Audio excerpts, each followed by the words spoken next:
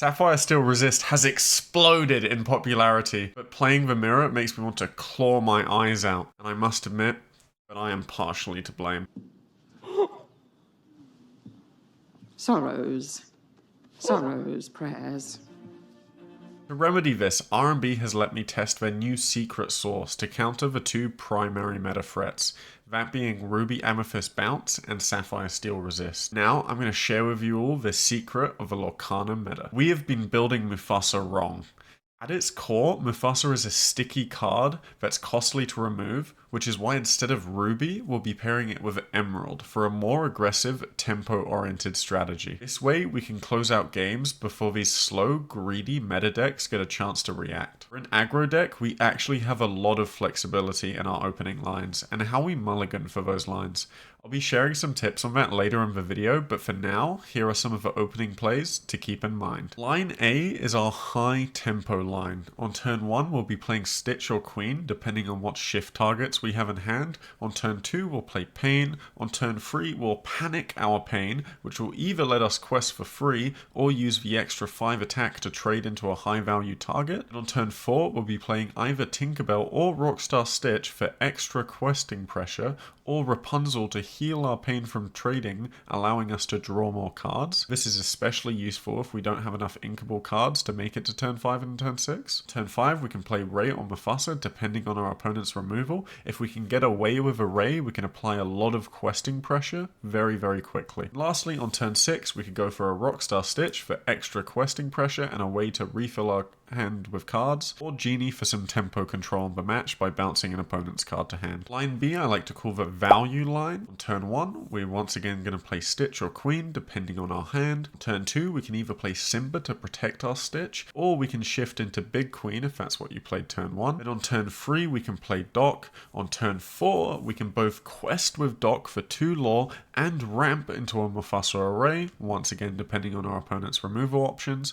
Then on turn 5, we can Mufasa or Ray again. For some reason Doc is still alive, we could even play a 6-drop, and then on turn 6, once again, Rockstar Stitch for questing pressure, or Genie for tempo control. If our Doc's still alive and we can somehow play Surfer Stitch for extra draw, then we've probably already won the game. Lastly, we have line C, our hyper aggro line. On turn 1, we play the Queen. On turn 2, we shift into Big Queen, questing for 2 lore. Then on turn 3, we quest for 2 lore once again, then Bibbidi Bobbidi Boo the Queen back into our hand, letting us play a card of equal cost such as Mufasa or Ray. And on turn 4, we follow it up with Tinkerbell. Turn 5, we can play another Ray on Mufasa. And then turn 6, once again, a Rockstar Stitch for questing pressure, or a Genie for tempo control. After turn 6, you'll be looking to both keep the pressure on by drawing more cards through Rapunzel, Rockstar and Surfer Stitch, and protecting the existing board by utilizing our 1-action card, Bibbidi Bobbidi Boo. Obviously, there's more flexibility than these strict lines. There is a lot of nuance to this deck, and it will be critical to whether or not you can race to 20 lore before they can stabilize. Bibbidi Bobbidi Boo may look like an odd card to be running outside of the discard Lucifer package,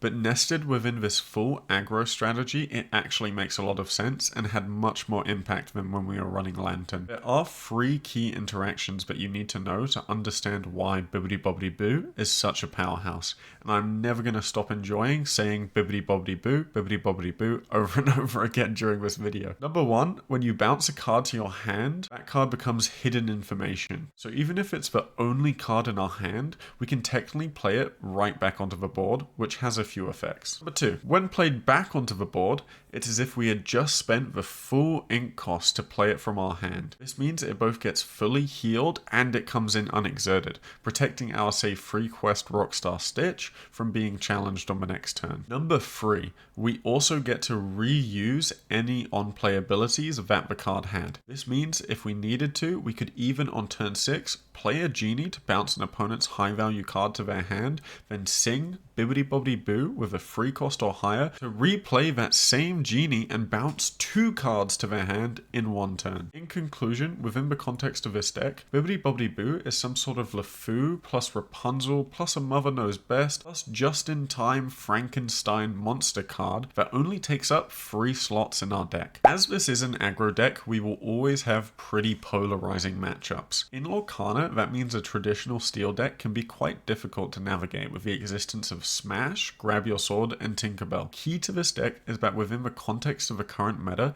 we actually play really well into Ruby Amethyst Bounce, Sapphire Steel Resist, and even Emerald Steel Discard, which is free of, in my opinion, top 4 decks in Lorcana right now. Amber Steel Flute Songs is a quite difficult matchup to win, but still winnable, and hopefully because Sapphire Steel Resist absolutely dumpsters on Amber Steel Flute Songs, then we should see less of them in the meta. Now you may be wondering, how are we beating the meta tyrant that is Ruby Amethyst Bounce? First off, we'd simply go faster. Put tons of lore onto the board before turn 7 when Be Prepared comes online and can wipe the board. And even if they have played Be Prepared, we have Mufasa, which can just spawn a new card when banished, maintaining some degree of tempo after the board wipe. Lastly, our Evasives trade amazingly into their Evasive minis, with Ray's free and Genie's free 4 stat line. We also have Tinkerbell, which can give one of our characters Evasive to trade into their mini. This means even when going first, we can react by having a free drop trade into their mini while still being able to play on curve with Tinkerbell on 4. Let's pose the question again to Sapphire Steel Resist. How do we beat them? Unfortunately for that deck, they have a startup period of about 4 or 5 turns, depending on if they're wheeling a whole new world or setting up a Tink plus Grab Your Sword. During that period, they have practically no board presence outside of the free to Evasive killer in Jafar or Cruella and Prince Eric. If they have a whole new world, this will give us a ton more resources to apply tempo we wouldn't have otherwise had. One thing to keep in mind is that Mufasa is very strong against their damage-based removal like Tink, Grab Your Sword, and Smash, but is countered by inking removal like Hades and Let It Go, as it bypasses the on-banished effect. For Mulligan, in general, we're just looking for a smooth 1, 2, 3, 4, 5 curve that puts pressure onto our opponent. We can keep Rockstar Stitch in hand if we have a Stitch, as it can act as a 4-drop on curve. The same can be said for the Queen acting as a 2-drop on curve. Be careful with this, however, as if you plan on shifting Rockstar on 4, you must be aware of the possibility that your Stitch is removed before turn 4 through common threats such as Teeth and Ambitions and Let the Storm Rage On. Pain and Panic is a very nice high tempo combo if you don't plan to ramp to 5 with Doc, so play this line if you have a good turn 4 play. Never keep any uninks in the Mulligan except Panic if you plan to play him. We will be inking every turn and not drawing much, so any uninks we keep in our Mulligan is going to really hurt our potential to get 2 and stay at 6 ink. As for some tips and tricks with this deck, firstly, during our 1, 2, 3, 4, 5 curve, we almost never play 2 cards in one turn, as we'll simply be ink starving ourselves and might miss out on an entire turn of tempo, which spells doom for this deck. Secondly, pressure your opponents into using removal inefficiently. If our Tinkerbell gets smashed, it means we can more safely play Ray on 5. Thirdly, the Big Queen is the perfect tool to re-enable a Pain on the board off curve, as she actually gives 4 attack, letting him quest for free.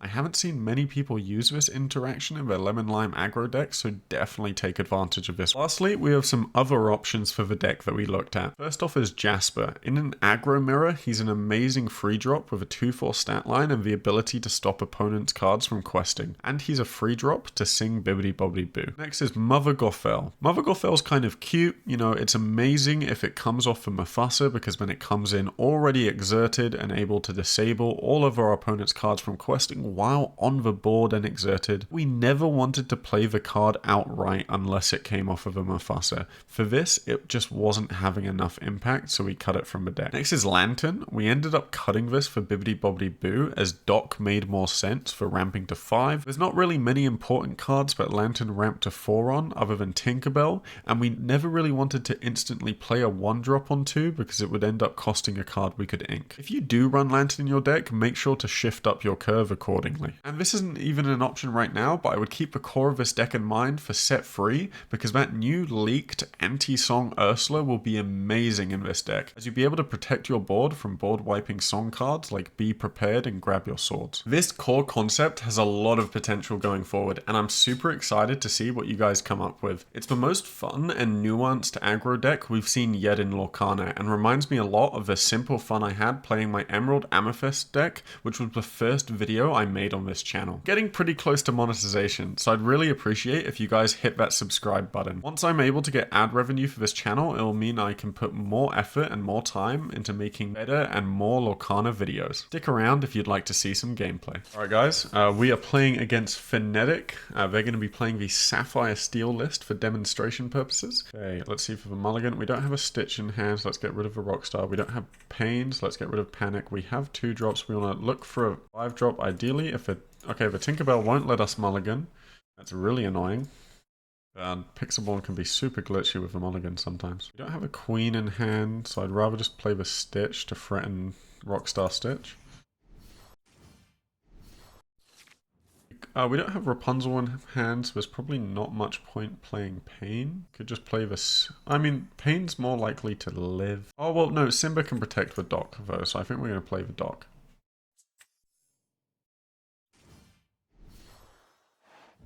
This is the new iteration of Sapphire Steel inspired by Haymaker. Now that they're running Jafars for the 1-3 mini Evasives. Looks like they're ready to trade up into a 5 drop. That's good for us, them trading a 2 drop into a 1 drop. This Stitch definitely can't shift, so we won't be playing them for a while. We can get rid of it. Get our Dock up. If we're lucky, we can have Dock up for multiple turns. We could try and get 2 Docks up here. Oh, and there goes our hand. Well, this actually might be a lot better for us, and it is. Now we can ramp into a 5 drop. I think we're going to ink for Queen. And then have Dock. Ramp into Ray.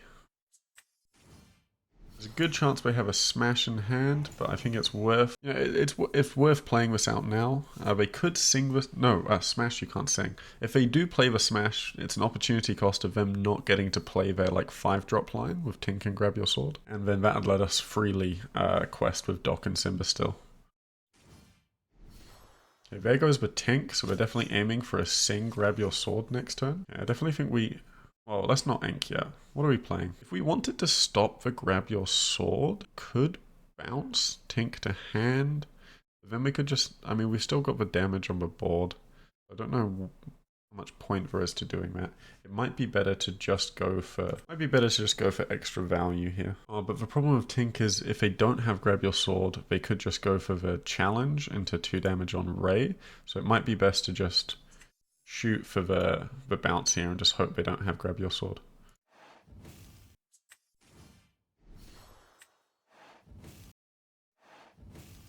Do we trade into the Mickey is the question. Do we just go for the 1 law? What can Mickey represent? Mickey can't really represent on a kill on anything but the Simba, so I don't think there's much point trading into the Mickey. Okay, they didn't have the Grab Your Sword, so they're going out for the Tink again, meaning bouncing the Tink was a good play. Positive tempo. And now we only have Evasives on the board. We can get our Ray out of Grab Your Sword range with the Rapunzel next turn. There comes a Popsicle. They're cycling for some removal tools, probably. Okay, let's definitely Rapunzel first, because we're going to heal the Ray no matter what, and then we can see what cards we draw to make our decision with. Ooh. In this situation, we don't have a Rockstar Stitch in hand. We get to ink to 6 with Stitch, which is our critical inking point. We don't really care if Tink's on the board at this point. It does mean they can sing Grab Your Sword, but we're out of Grab Your Sword range. So let's just play the Simba out flat, and then quest. So we do have lots of options for next turn. We could sing Bibbidi Bobbidi Boo if we needed to. We could play out Genie to bounce. There's not much we can do to clear this board. There goes we Grab Your Sword. And another Tink is enough to clear the board. It's not going to be enough to win the game. Because of a whole new world, I think we should be inking every turn, so we'll ink this Queen. It doesn't cost us anything in terms of cards we could play.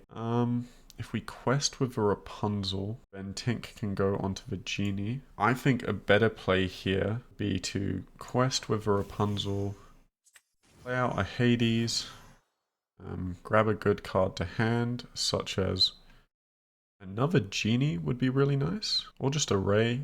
I mean, a genie lives more than a ray for the 2 lore. Then we can Bibbidi Bobbidi Boo. Rapunzel, so it can't be attacked by the Tinkerbells.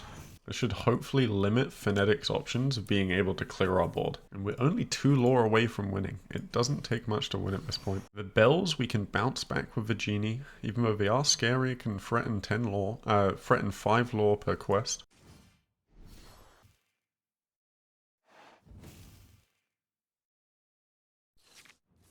Okay, and that's GG. Well played. Okay, let's show them a cool move we can do. We can bounce that back to hand, then we can sing the Hades, bring the genie back onto the board, bouncing yet another beast. And you know, we're only doing this BM because he's our friend, and that's the game. 20-4 to Sapphire and Steel, a deck I did my last video on, a very strong deck, but this deck is just absolutely poised to beat them. This deck is absolutely poised to beat the champions in the meta. Okay, now we have game 2 against Ruby Amethyst. This should be a pretty good example to show how we beat this meta deck. Do have a Bibbidi Bobbidi Boo in hand, but we have no way to do the Bibbidi Bobbidi Boo line, so I think we're going to mulligan it. I don't think Panic is good to take when we don't have Pain. We're looking for a 2-drop. We have a dock, so we might get rid of a Tinkerbell just to dig further for a 2-drop. Okay, that's looking a lot better. Here we can go into Ray or Mufasa with the dock. And now is it better to play Queen or Stitch here? We don't have Bibbidi Bobbidi Boo in hand, and we have a 2-drop anyway, so I think it's better to ink the Queen and play the Stitch. It's small, subtle differences like that can affect your gameplay, because this means we have Rockstar Stitch as an option on turn 4. Mufasa is really good into Ruby Amethyst because of all the removal cards. Ray can be good too if we need to trade into a their Evasives, like a Minnie Mouse. Oh, and there's the Bibbidi Bobbidi Boo, but we're not going to have a 5 cost to use it on just yet, but we could use it later. Do we want to? I think we ink one of the Rays because Mufasa's very important in this matchup. It depends how quickly we get the Ray out. I mean, if we're ramping the Ray out, we can probably get... I mean, we're going first, so we could probably get 2, 3 quests out of it. Definitely 2. Especially if they're not putting up much of a board here with our wide board. It would limit their option to Lady Tremaine. Mufasa would be a great card to play down when we know they're going to be prepared. There we go. We'll ink a Mufasa, get out the dock, and just keep questing. Now the question is here, if we ramp into the Ray this next turn, is it even worth trading into the Mini, or would we just want to keep questing ourselves? I think because we're ahead on lore, it might be better to just keep questing ourselves anyway. Okay, I definitely think we want to trade our Stitch into that Madam Mim, so we don't have to worry about that anymore. Perfect. Now we quest with Doc for 2, discounting the Ray, letting us get a free lore Evasive out onto the board. Hopefully we can get at least 2 quests with this. Looks like they're searching for some answers with the rabbit. Probably going to Madam Mim our Doc next turn. There's probably no point in playing Bibbidi Bobbidi Boo. We're definitely going to quest with the Ray. Is there much point to bouncing the Merlin? The point to bouncing the Merlin would be to stop our Madam Mim from getting docked, but I think there's much better targets we can save the Genie for. So I think instead, we're just going to quest and put the Mufasa out onto the board. Genie's going to be a really good card to hold in hand for after the Be Prepared. They're going for the crab trade here. There definitely would have been some tempo benefit to bouncing the Merlin to hand.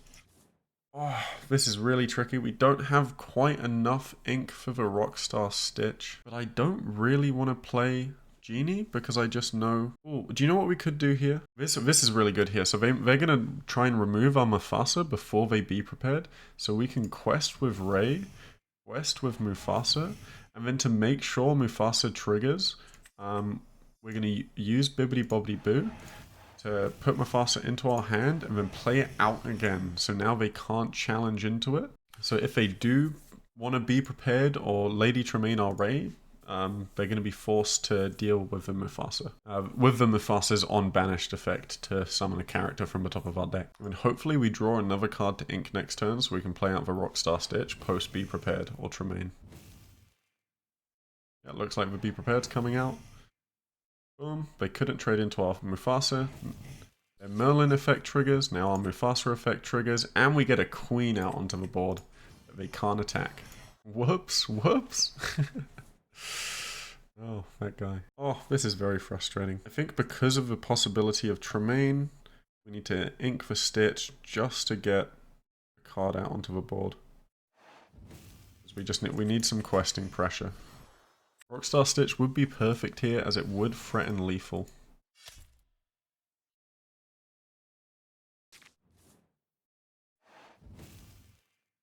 Again, there's a chance of Tremaine, so I think we just play another Genie, bounce the Maui back to hand. Could just Be Prepared here, but hopefully we would then just top deck something that did one lore.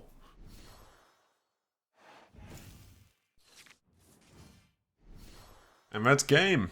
GG. Absolutely destroying the Ruby Amethyst matchup. That's how well poised this deck is for the meta. And here we are into game 1. Amethyst Ruby, quite possibly a Mufasa mirror. Let's find out which Mufasa is better. So the Mulligan's looking pretty okay here. We do technically have a 2-drop because we have the Queen. Oh, we have the Dock to go into the 5-drop. So we won't need a 4-drop. This is perfect. We'll just keep it like this, eh? So yeah, ink the Stitch. Don't need you. Go into the Queen. Okay, we'll ink one of the Queens to shift into the other Queen. And now we can quest for 2. You can see how you get very ink-starved very quickly here with this deck. Don't have many forms of draw. We're really relying on just the tempo we can put out early on. Okay, Queen of Hearts, luckily, can't trade into us just yet. Ooh, drawing the pain sucks because we would have liked to keep that other ray. Let's get the Dock out on the board and just go for another quest. So we do have the tempo right now. We've gone first. They need to do something to bring it back. Looks like they're going to trade 1-1 into the Queen. Okay, we're alright with that. We already got 4 lore out of her, and this leaves our Dock completely unchallenged. Perfect. We can ink the Queen. Quest with Dock, and now discount the Ray to get that out onto the board. They're going to have a very troublesome time dealing with Ray. Amber and Ruby don't really have any early game removal for this sort of situation. So unless they're running a good evasive, like maybe what are they called? Fimbles? The free 2 evasive. We are a bit short on inkable cards. We're going to have to get lucky and draw another inkable card on the next turn. Banish this character, banish chosen character. You know what? I've been proved wrong. It looks like Namari can act as a form of removal. Oh, wait, no, I should have just played the Genie. I made a mistake. I forgot I could ramp with Dock, because Dock's still on the board. Could have ramped into Genie, bounced Namari back to hand, and maintained our board. That's alright, though. Let's just, let's keep playing. Sometimes you just make dumb mistakes like that, and you hope they don't cost you the game.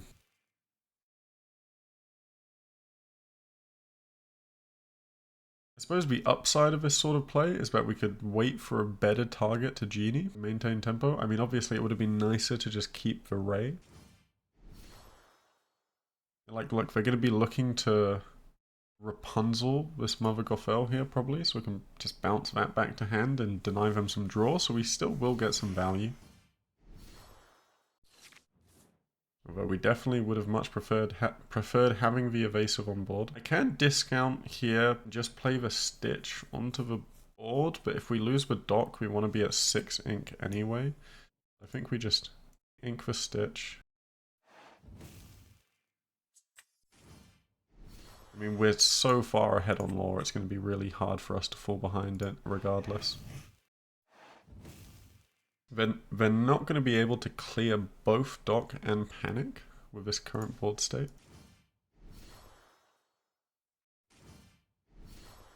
Okay, we're going for the Rapunzel for the draw. They're probably looking for a Be Prepared to try and reset the board.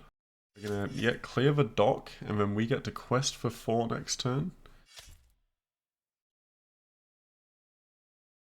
We can just keep whatever card we have in hand. So if they be prepared, we can just play this on the next turn. Yeah, because they can remove the panic. Oh, they could Lady Tremaine. If they remove the panic, then Lady Tremaine. But we're 19 and 0. I think we can afford to wait one turn because they are likely to just be prepared here. And if we hopefully get like a 1 or a 2 drop, we'll be able to play that with the Tinkerbell to prevent the Tink from getting Lady Tremaine. Oh shit, looks like they don't have it. There is nothing they can do with free ink, and that is GG 20 and 0. Didn't even matter that we lost the Ray. I think Emerald Amber Mufasa, definitely better than Ruby Amber. I mean, don't take it from this one video. Through a lot of my testing, I've never lost against Ruby Amber Mufasa, so take my word for it. Emerald Amber Mufasa, much better than Ruby Amber Mufasa. Okay, we're against Sapphire Emerald. As for the Mulligan, we don't have a pain, so I won't keep the panic, won't keep the Hades or the Genie, and keep the 4-drop Tinkerbell. Alright, no 3-drop, but hopefully we can make up for that soon. We do have a Queen, which could be a better 2-drop than the pain because we don't have panic. So let's see, let's feel it out. I know Sapphire Emerald, people are saying, is like the new hotness when it comes to aggro decks. So this will be a good chance to test that. Okay, I like this line shifting on Queen, because if we draw into Bibbidi Bobbidi Boo, it means we can Bibbidi Bobbidi Boo into a Ray, and if we don't draw into Bibbidi Bobbidi Boo, then we could just play a Simba, if need be, on turn 3 to protect the Queen, and then give another target for the Queen to trade into other characters later on. Well, with the Queen's ability, rather. Doesn't look like we'll be doing much trading with a Bucky out onto the board, but we'll still play out Simba in bodyguard mode just in case. Going into turn 3, they'll either play a Prince John or a Smash here on our Queen, which will let us safely play Tinkerbell. Oh, I don't think we're going to get a chance to draw with Rapunzel, so it's probably more important to keep a Tink. Well, actually Rapunzel has a much better stat line. In the steel. Oh no, it's not Emerald Steel, is it? It's Emerald Sapphire. Well, we don't. Yeah, the 2-3 stat line's fine then. Get rid of Rapunzel. Perfect. Ink for Tinkerbell. Play a Tinkerbell. That's just, we gotta keep questing as much as we can, because we're gonna keep discarding our hand. Very likely our Ray is gonna be discarded here, which is unfortunate. Maybe we should have inked for Ray instead? Predicting that? Okay, good. They played Daisy Duck and not a Dreamborn character. Which means we can Bibbidi Bobbidi Boo into the Ray. Perfect. Let's quest. Quest. Then we can Bibbidi Bobbidi Boo, the Queen, turn it into a Ray. For some reason we drew a card? That seems like a glitch. That doesn't seem right at all. Now, Daisy Duck is definitely gonna make us discard a card. Whenever this character quests, each opponent chooses. So if we're not gonna have a card anyway, we might as well ink for Queen and then just get this small Queen out onto the board as an extra 2/2 that can quest. Like now we're already threatening 7 quest onto the board. That is just insane. And our Queen's not vulnerable to attack because it's become an evasive, unexerted Ray. I mean, looks like they wanted to go for the aggressive lore strategy, and they do have a 4 lore Flynn. But it's a 2/3, doesn't trade into our Ray well, and we're way ahead on lore, 12 and 0. There goes the Bucky, Daisy Duck's being damaged. And honestly, we'll just keep questing in their face. Well played, yep, that looks like, I would say that's game 2, my friend. If you were playing Emerald Steel Discard, you would actually be able to clear this board. With a Tink plus grab your sword. Lucifer's not going to do much, mate. I already have no cards in my hand. And that's game. Boom. Quick, easy, snappy. Done. And that's how you win the aggro mirror. We just simply go faster than them and have good trades, or in this case, no trades.